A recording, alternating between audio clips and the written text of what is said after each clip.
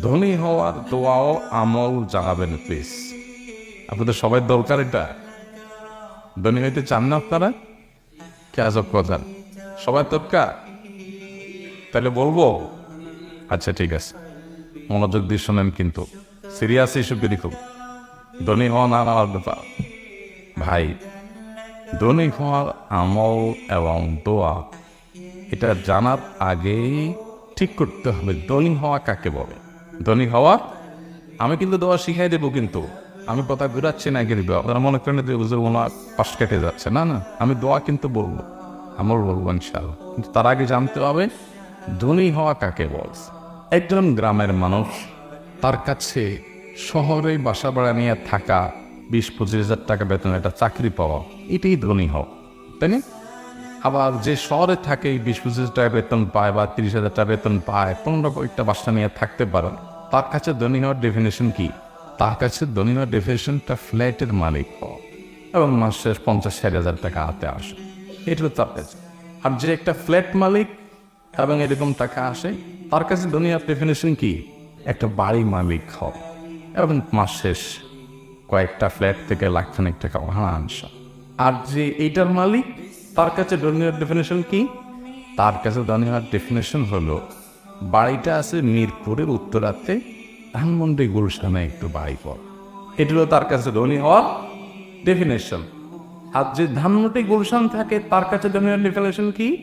তার কাছে ধনী হওয়ার ডেফিনেশন হলো, সংজ্ঞা হলো দুবাইয়ের পাঁচজমারাতে একটা ফ্ল্যাট কিনা। আর যে দুবাইয়ের পাঁচজমারাতে ফ্ল্যাটের মালিক এসে, তার কাছে ধনী হওয়ার ডেফিনেশন কি? তার কাছে ধনী হওয়ার ডেফিনেশন হলো চাঁদে নাকি ফ্ল্যাট বুকিং হচ্ছে, ওখানে টাকা জমা দিতে পার, এটা হলো তার কাছে কি? দুনিয়ার ডেফিনেশন। তাইলে জিনিসটা কি দাঁড়ায় রে? আসলে সবাই ধনী, আসলে সবাই ধনী। প্রত্যেকে তার উপরের দিকে তাকাইলে মনে হয় আমি কি গরিব, আবার নিচের দিকে তাকাইলে মনে হয় আমি ধনী। তাহলে এটা আসলে দৃষ্টিভঙ্গির ব্যাপার, এটা দোয়ার ব্যাপার না। এটা কিসের ব্যাপার? দৃষ্টিভঙ্গির ব্যাপার। আপনাকে আল্লাহ তাআলা 2টা শার্ট দিছে, আপনি মাত্র 2টা শার্ট, একটা 2 আসুকে আর একটা গায়ে দেন, আপনি দেখলেন আরে এ 10টা শার্ট। তাহলে ধনী হওয়ার সংজ্ঞা হলো 10টা শার্টের মালিক হওয়া। হুজুর একটা আমল শিখিয়ে দেন যে দোয়া করলে মা 10টা শার্ট হয়ে যাবে। এবার আমি দিলাম আপনাকে একটা দোয়া শিখে, আপনি দোয়া করে 10টা শার্টের মালিক হয়ে গেছেন, ধনী হয়ে গেছেন। এখনো ধনী হন নাই, কারণ ওই যে দোয়া পড়ে পড়ে পড়ে পড়ে পড়ে পড়ে কষ্ট করে করে 10টা শার্টের মালিক যেদিন হবেন, ওই দিন আরেকজনের সাথে পরিচয় হবে তার 50টা আছে। কয়টা আছে তার? 50টা। এবার ওইটা দেখার পর আবার এসে বুঝুন দোয়া তো আরেকটা লাগবে। এখন শার্ট কয়টা আলাদা দেখছি? 50টা। এবার 50-60 আলার মালিকের দোয়া আপনি নিলেন, নিয়ে আবার পড়লেন 50টা শার্টের মালিক হয়ে গেছেন। ততক্ষণে দেখলেন আরেক বেটা সে শার্ট ফ্যাক্টরির মালিক। তার মানে এটার কোনো শেষ আছে? সৌদি আরবে আমার এক ভাই ছিল, মিজান ভাই নাম, উনি চিনে, টাঙ্গাইল বাড়ি। মিজান ভাই একজন সাধারণ মানুষ। আমাকে একবার একটা কথা বলছে, আমার কাছে বড় শিক্ষণীয় মনে হয়েছে, যে একজন মানে সাধারণ মানুষ এত সুন্দর থিঙ্কিং। উনি বলেছে আমার বাবা, প্রবাসীদেরকে তো বাপ মারা সবসময় ধরে যে বাবা পাশের জমিটা বিক্রি হবে, আরেকজন নিয়ে যাবে চোখের সামনে, এটা দেখা যায় না, বাবা আওলাদ বরাত করে জন্য নিয়ে রাখো, বাবা কাজে লাগবে। বাবা ছেলের বাবার জন্যই হয়তো বাপ মা বলে, কিন্তু ছেলের তো এই চক্কর থেকে আর বাইরে দিতে পারে না, তাই না? তো উনি বলেছে আমার বাবা আমাকে বলছিল যে বাবা আমাদের জমির পাশের জমিটা বিক্রি হবে, আরেকজন এসে সেখানে থাকবে, কি সহ্য করা যায় বলো? পাশের জমি যেভাবে হোক বাবা নিতে হবে। তাই বললাম কি বলছেন আপনি চাচারে? বলে যে আমি আমার আব্বা বলছি, আব্বা কোনো অসুবিধা নেই, আপনি যেহেতু নিয়ত করছেন পাশের জমি নিতে হবে, আমি যেভাবে হোক টাকা জোগাড় করে নিয়ে ফেলবো। সমস্যা তো সেখানে না, সমস্যা হলো কয়দিন পরে পাশেরটা বিক্রি হবে। এখন হয়তো উত্তর পাশেরটা বিক্রি হয়েছে, কয়দিন পরে দক্ষিণ পাশেরটা বিক্রি হবে, আবার কয়দিন পরে পূর্ব পাশেরটা বিক্রি হবে, আবার কয়দিন পরে পশ্চিম পাশেরটা বিক্রি হবে, আবার যেটা কিনেছি ওইটার মাসেরটা বিক্রি হবে। তো আমি কতদূর এভাবে যেতে থাকবো, এটা তো একটা লিমিটেশন থাকা উচিত না? এই ঘটনাটা আপনাদেরকে কেন শোনাইছে জানেন? এটা শোনাইছে শুধু এটা বোঝার জন্য যে আমরা আসলে সবাই ধরুন, আমরা কেউ আসলে গরিব, এটা মনের ব্যাপার, এটা মানসিকতার ব্যাপার। আচ্ছা, এই জন্য নবী করিম সাল্লাল্লাহু আলাইহি ওয়াসাল্লাম একটা হাদিস আছে, সামনে নদী লেখার মতো হাদিস, স্বর্ণ কয় লেখা, কি সেটা?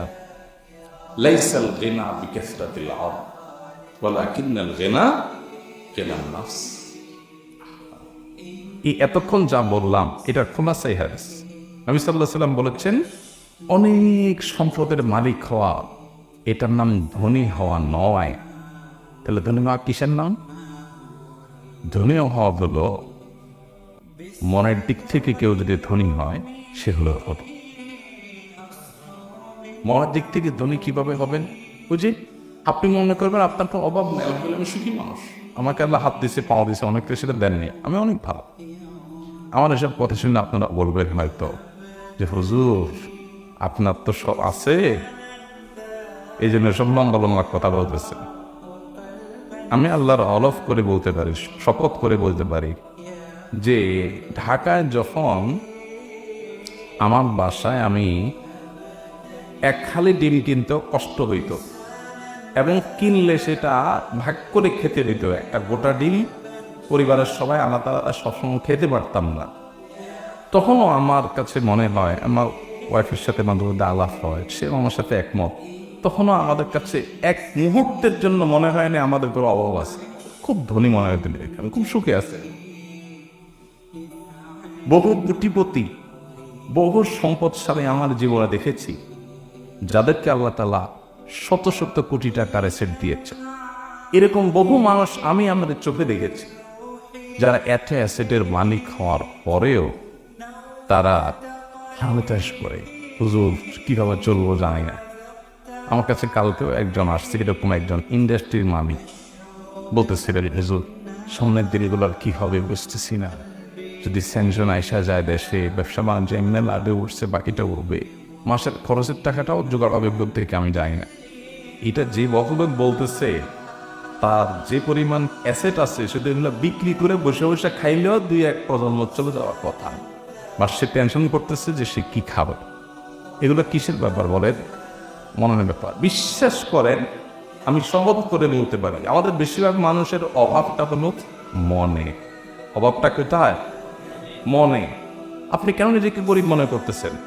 ওর বাড়ি গাড়ি আছে দিকে অনেক সুখী মনে হয়, অনেক বড় লোক মনে হয়, অবচেয়ে আপনি অনেক সুখী আছেন, আলহামদুলিল্লাহ, রিল্যাক্স, শুকরিয়া আদায় করেন। শুকরিয়া আদায় করলে কি হয় জানেন? শুকরিয়া আদায় করলে মানুষ সুখী হয়, যা হয়েছে আলহামদুলিল্লাহ। আর যখন বলবেন না নাই নাই খাই খাই, তখন যা হবে তারপর আরো কি থাকবে? দুঃখ থাকবে। এই জন্য আমি সবসময় একটা কথা বলি, 6 তলার পারমিশন পাইছেন বাড়ির, 6 তলা করা শেষ, এরপর রড বাইর করে ফিরে দিছে, আছে না নাই? কার বাইর করছে? না না, আপনি পারমিশন পাবে না, পারমিশন তো শেষ, 6 তলার রড বাইর করে রাখছে কেন? একটু কখনো টাকা পয়সা জোগাড় করতে পারলে একটু ওয়াল করে উপরে একটু টিন দিয়ে ওঠা, একটু ভাড়া থেকে, বুঝতে পারছেন? তাহলে এই লোকটা কি অভাবী নাকি ধনী? অভাবী না তো? অভাব আছে না? এখন টাকা নাই বইলে জোগাড় করে দিবে, তাহলে গরিব মানুষ মূলত টান আছে, তাই না? গরিব মানুষ কম। গরিব মানে কি? গরিব শব্দটা আরবি, এর মানে কম, তা কম আছে এখন। আরেকজন কুড়ে ঘরে আছে, হয়তো ভাড়া ঘরে আছে, হয়তো বস্তিতে আছে, মাগা ইনকাম করে আইসা বাজার থেকে ডাল আলু ভর্তা জোগাড় করে আইনা খায়া তাকে টান দিয়া গম দিছে গীত গাইতে গাইতে। এই লোকটা রড পাইপ করার টেনশনও নাই, আর কিছু বাড়ার টেনশনও নেই। এই লোকটা হলো প্রকৃত অর্থে ধনী।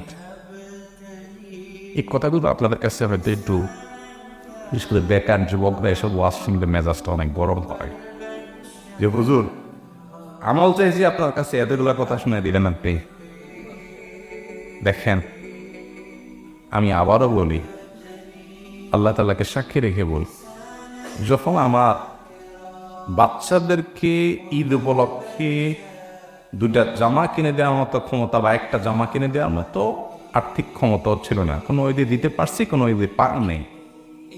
আমি শপথ করে বলতে পারি, আমার এক মুহূর্তের জন্য মনে হয় না যে আমি গরিব মানুষ বা আমার নাই। আমি নিজে মানসিকভাবে খুব হ্যাপি এবং খুব প্রফুল্ল এবং খুশি ছিলাম, আলহামদুলিল্লাহ। আপনি যদি সুখী হতে চান, ধনী হতে চান, আপনি যে অবস্থা আছেন আলহামদুলিল্লাহ বলতে শিখেন। উপরের দিকে আল্লাহ নিলে নেবেন, না নিলে নাই। আমি যে অবস্থা আছি আমি শুকরিয়া আদায় করবো, আপনি প্রকৃত শুকরিয়া করবেন। আচ্ছা, এই জন্য ভাইরা, নবী করিম সাল্লাল্লাহু আলাইহি সাল্লামের এরকম কোনো দোয়া আমি জানি না যে দোয়া তিনি বলেছেন, আল্লাহুম্মা ইন্নী আসআলুকা কাসরাতাল আমওয়ালি ওয়াল আরাদি ওয়াল ফুলুস। আল্লাহ, তোমার কাছে অনেক পয়সা, অনেক টাকা, অনেক জমি জমা চাই, এরকম কোনো দোয়া আমার চাই। তাহলে কি আছে? নবী সাল্লাল্লাহু আলাইহি ওয়াসাল্লাম আমার কাছে দোয়া করতেন, আল্লাহুম্মা ইন্নী আসআলুকাল আফিয়া ফিদ দুনিয়া ওয়াল আখিরা। আল্লাহ, আপনার কাছে সুখ চাই। কি চাই? শান্তি চাই, প্রশান্তি চাই, সুস্থতা চাই। এটা ছিল তার দোয়া। এখন আপনার কি সুখ দরকার না দুনিয়া দরকার? বুঝে শুনে বলতেছেন? তাহলে তো আরেক বিপদে পড়বে। আসেন এবার বিপদটা যাই। আমি বিভিন্ন সময় বলি, দুইটা অপশন যদি আল্লাহ তাআলা দেয় এখন, যে একটা ব্লাঙ্ক চেক দেওয়া হবে তোমাকে, ব্লাঙ্ক চেক, সিগনেচার করা খালি চেক, ফিগার তুমি বসায় নিবা, 10 কোটি, 20 কোটি, 50 কোটি, 100 কোটি, যা মনে চায় ফিগার তুমি বসায় নেই, এবং এটা দিয়ে তুমি গাড়ি, বাড়ি, ফ্যাক্টরি, বহুত কিছু করতে পারো। তবে এগুলো করার পর তুমি সুখে থাকবা নাকি কোনো ক্যান্সার হয়ে ধরা পড়বে, না কোনো সমস্যা হবে, সেটা বলা যাচ্ছে না। হইতে পারে, না হইতে পারে। এটা একদিকে। আরেক দিকে রাখা আছে তোমার জন্য একটা কুড়ের ঘর, একটু বাতাস আসলেই পানি পড়ে, আর একটা ভাঙাচোরা রিক্সা, কিছু উপার্জন করে কোনো রকম ডাল ভাত খেয়ে বাঁচতে পারবা। গোস্ত সবসময় কেনার টাকা পাবে না, বাট সুখী থাকা নিশ্চিত। এই দুইটা অপশন যদি আপনাকে দেওয়া হয়, বুকে হাত দিয়ে বলতে কোনটা নিবে? কবি এখন নীরব হয়ে গেছে। কবি এতক্ষণ জোরে জোরে বলতেছিল, সুখ চাই, টাকা চাই না, ধনী হওয়ার দোয়া দরকার নাই হুজুর, সুখী হওয়ার দোয়া শিখাই দেন। এটা এতক্ষণ কবি বলতেছিলেন। এখন কবি বলতেছেন, না, আমি কিছু বলতে চাই না। কারণ বাস্তবতা হলো 100 কোটি টাকা আর রিক্সা করে ঘর, এখানে শান্তি নিশ্চিত, ওখানে শান্তি হইতে পারে, নাও হইতে পারে। এরকম যদি অপশন দেওয়া হয়, এটা কথা কথা, তা আমরা অবশ্যই টাকা দিয়ে টানতে, তাই কি? আমরা চিন্তা করি যে ঠিক আছে, সুখের মালিক আল্লাহ তাআলা, কিন্তু এই হাসান বসরি রাহমাতুল্লাহ সম্বন্ধে বলছিলেন, কোরআনে আল্লাহ তাআলা বহু জায়গায় ওয়াদা করেছে, বহু জায়গায় আল্লাহ তাআলা ওয়াদা করেছে যে আল্লাহ তাআলা মানুষের রিজিকের দায়িত্ব নিয়েছে। কিন্তু শয়তান, আল্লাহ তাআলা সে সম্পর্কে কোরআনে বলেছেন, আশ-শাইতানু ইয়াইদুকুমুল ফাকরা, শয়তান তোমাদেরকে দারিদ্র্যের ভয় দেখায়। শয়তানের একবার ভয় দেখানোর প্রতি এত বিশ্বাস যে আল্লাহ তাআলা এতবার বলেছেন তোমাদের রিজিকের দায়িত্ব আমি নিলাম, আমাদের সেই বিশ্বাস হয়। তো ভাইরা, ধনী হওয়ার জন্য আলাদা দোয়া নয়, বরং আল্লাহর কাছে সুখী হওয়ার জন্য দোয়া করবেন। আল্লাহুম্মা ইন্নী আসআলুকাল আফওয়া ওয়াল আফিয়াতা ফিদ দুনিয়া ওয়াল আখিরাহ। আমাদের সকাল সন্ধ্যার যে দোয়ার বইটা আছে, ওখানে এরকম কয়েকটা দোয়া আছে যেখানে আল্লাহর কাছে প্রশান্তি, সুখ চাওয়া হয়েছে। আল্লাহ তাআলা আমাদের সবাইকে সুখী হওয়ার তৌফিক দান। সেই সাথে সম্পদশালী হওয়ার জন্য আপনি চেষ্টা করেন, সিরিয়াসনেসের সাথে কাজ করে। এই দোয়া চাওয়া পাবলিকের বেশিরভাগ আমি দেখছি অলস, বুঝেন নাই? এই লোকটারা এখন নিয়ে আসেন যে প্রশ্ন করছে, আইনে আমি একটা দোকানে চাকরি দিই, ভাই কাজ করেন, সকালদের সন্ধ্যা অন্ধে ডিউটি করেন, 2 দিন বেশি 3 দিন করে বলবে, ভাই এটা কি সম্ভব, পারা যা, একটু দোয়া দায়ী শিখে দেন না। বুঝেন নাই? পোলাপান যেগুলো ফাঁকিবাজ, পড়ালেখা করবে না, ওইগুলা পরীক্ষা আগে থেকে যাবে, হুজুর কলমটা পড়ে দেন। আগের দিন বসে বসে মোবাইল টিপসি, এখন আপনি কলমে ফু দিয়ে দেন, আমি লিখে যেতে যাব। হাসির জিনিস না ও যুবক, এটা ইসলাম না। ইন্নাল্লাহা ইউহিব্বু ইযা আমিলা আহাদুকুম আমালান, যে কাজ করবেন সিরিয়াসনেসের সাথে করবেন। আপনি আপনার কাজে সহজ আন্তরিক হবেন, প্রফেশনাল হবেন, পেশাদারিত্ব দেখাবেন। হালাল উপার্জন করা ইবাদত, আপনি সেই নিয়তে কাজ শুরু করবেন। আল্লাহ তাআলা আপনার জীবনে বরকত দেবেন ইনশাআল্লাহ। আজ যদি বরকত নাও দেয়, হাতে মরলেও লাখ, বাঁচলেও লাখ, আপনি যে চেষ্টা করছেন এই পুরাটাই আমল হিসাবে গণ্য হবে ইনশাআল্লাহ। আল্লাহ আমাদেরকে তৌফিক দান করুন। রাগ করেন নাই তো দাদা, যে এক কথা বললে কত কথা শুনেলে মৌলবী।